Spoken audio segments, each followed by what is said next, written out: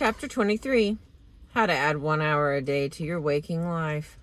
This is Part 7. Why am I writing a chapter on preventing fatigue and a book on preventing worry? That is simple, because fatigue often produces worry, or at least it makes you susceptible to worry. Any medical student will tell you that fatigue lowers physical resistance to the common cold and 100 of other diseases. And any psychiatrist will tell you that fatigue also lowers your resistance to the emotions of fear and worry. So preventing fatigue tends to prevent worry. Did I say tends to prevent worry? That is putting it mildly. Dr. Edmund Jacobson goes much further.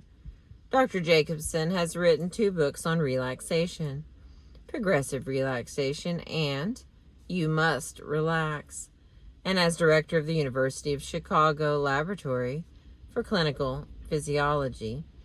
He has spent many years conducting investigations and using relaxation as a method in medical practice.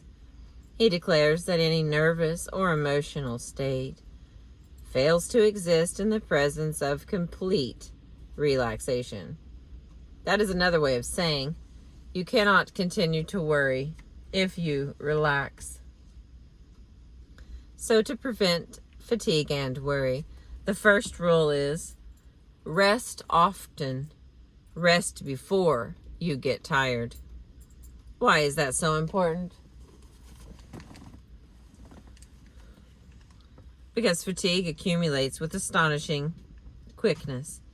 The United States Army has discovered by repeated tests that even young men toughened by years of Army training, can march better and hold up longer if they throw down their packs and rest 10 minutes out of every hour. So the Army forces them to do just that. Your heart is just as smart as the U.S. Army. Your heart pumps enough blood through your body every day to fill a railway tank car.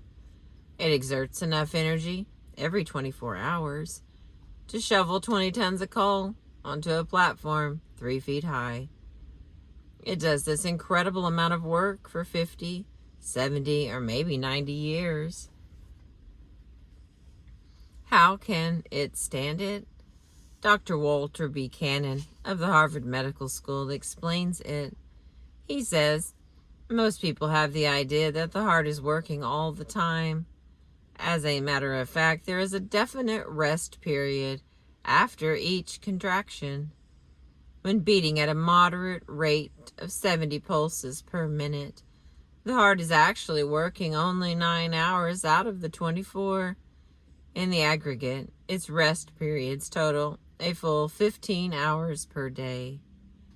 During World War II, Winston Churchill, in his late 60s and early 70s, was able to work 16 hours a day, year after year, directing the war efforts of the British Empire.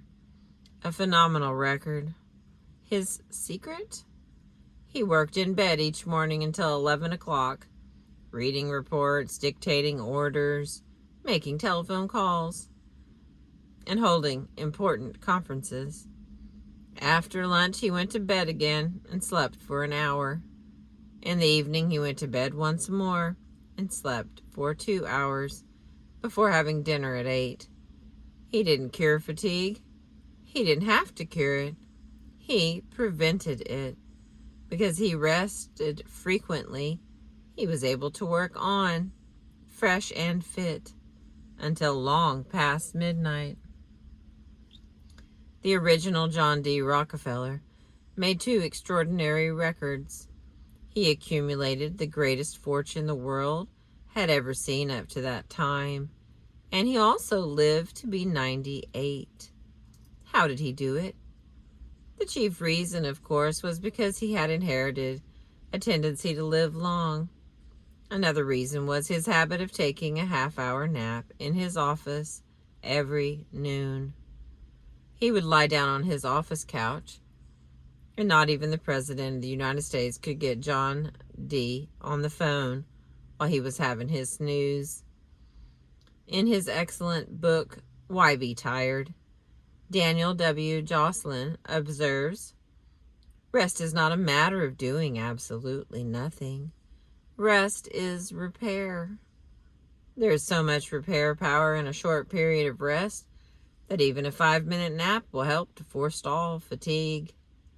Connie Mack, the grand old man of baseball, told me that if he doesn't take an afternoon nap before a game, he is all tuckered out at around the 5th inning. But if he goes to sleep, if only for 5 minutes, he can last throughout an entire doubleheader without feeling tired. When I asked Eleanor Roosevelt how she was able to carry such an exhausting schedule during the 12 years she was in the White House, she said that before meeting a crowd or making a speech, she would often sit in a chair or a davenport, closing her eyes, and relax for 20 minutes.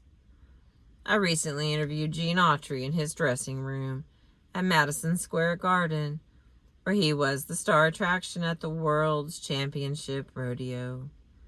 I noticed an army cot in his dressing room. "I lie down there every afternoon," Gene Autry said, "and get an hour's nap between performances. When I am making pictures in Hollywood," he continued, "I often relax in a big easy chair and get 2 or 3 10-minute naps a day. They buck me up tremendously." Edison attributed his enormous energy and endurance to his habit of sleeping whenever he wanted to. I interviewed Henry Ford shortly before his 80th birthday. I was surprised to see how fresh and fine he looked. I asked him the secret. He said, "I never stand up when I can sit down, and I never sit down when I can lie down." Horace Mann, the father of modern education, did the same thing as he grew older. When he was president of Antioch College, he used to stretch out on a couch while interviewing students. I persuaded a motion picture director in Hollywood to try a similar technique. He confessed that it worked miracles. I refer to Jack Chertok, who is one of Hollywood's top directors. When he came to see me a few years ago, he was then head of the short feature department of MGM. Worn out and exhausted, he had tried everything: tonics, vitamins, medicine. Nothing helped much. I suggested that he take a vacation every day. How? By stretching out in his office and relaxing while holding conferences with his staff writers. When I saw him again 2 years later, he said, "A miracle has happened. That is what my own physicians call it. I used to sit up in my chair, tense and taut, while discussing ideas for our short features. Now, I stretch out on the office couch during these conferences. I feel better than I have felt in 20 years. I work 2 hours a day longer, yet I rarely get tired." How does all this apply to you?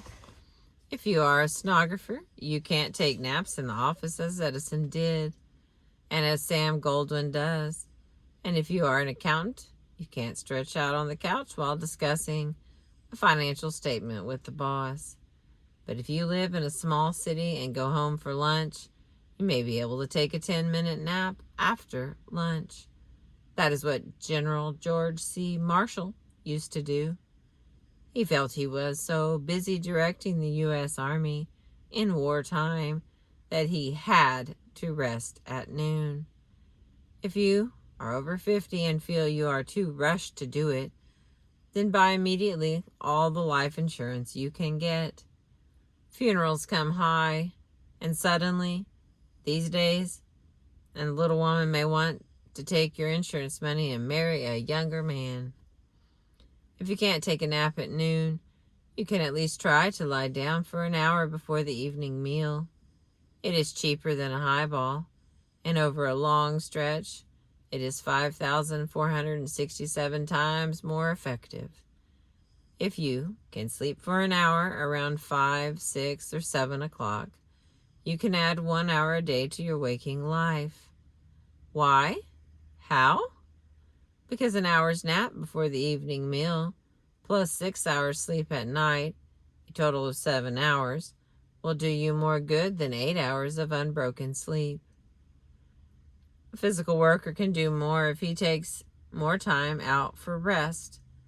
Frederick Taylor demonstrated that while working as a scientific management engineer with the Bethlehem Steel Company, he observed that laboring men were loading approximately 12.5 tons of pig iron per man each day on freight cars, and that they were exhausted at noon.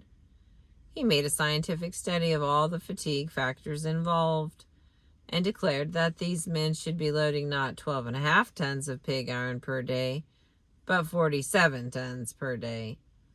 He figured that they ought to do almost 4 times as much as they were doing and not be exhausted.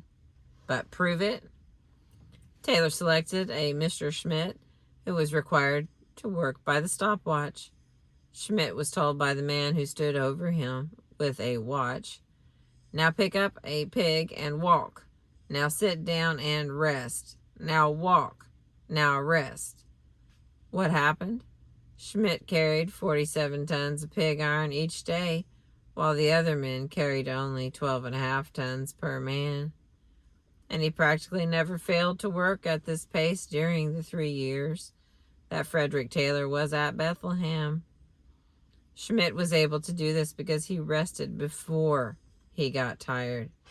He worked approximately 26 minutes out of the hour and rested 34 minutes.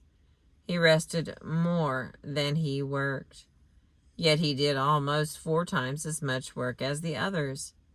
Is this mere hearsay? No, you can read the record yourself on page 41 through 62 of Principles of Scientific Management by Frederick Winslow Taylor. Let me repeat.